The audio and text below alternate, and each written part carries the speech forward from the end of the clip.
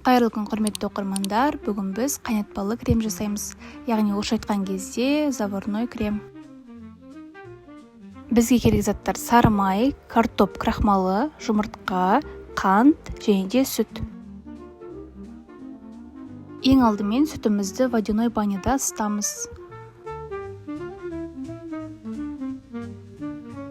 Сары майдан басқаларын бір ыдысқа салып араластырамыз.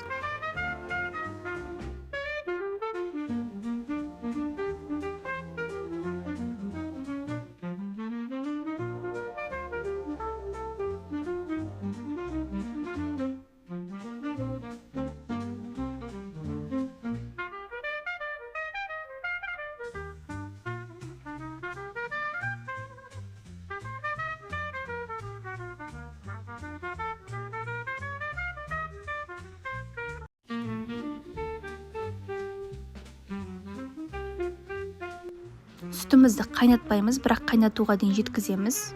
Осы сүтімізден бір ожауды жұмыртқалы массамызға құйып, тез-тез араластырамыз. Жұмыртқамыз пісіп кетпеу керек. Одан соң осы массамызды сүтіміздің үстіне жайлап құйып, үздіксіз араластырамыз.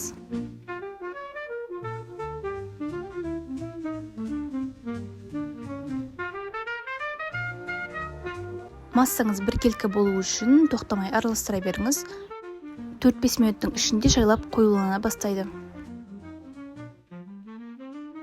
Әбден қоюланған соң үстіне сары майды салып ертіп, оттан ала берсеңіз болады.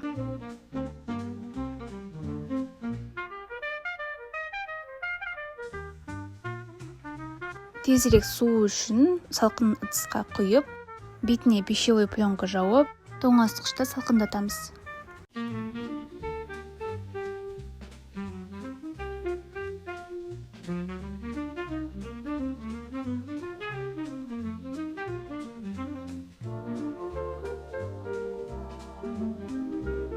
Әбден салқындағаннан кейін оны венчикпен араластырып қолдана берсеңіздер болады.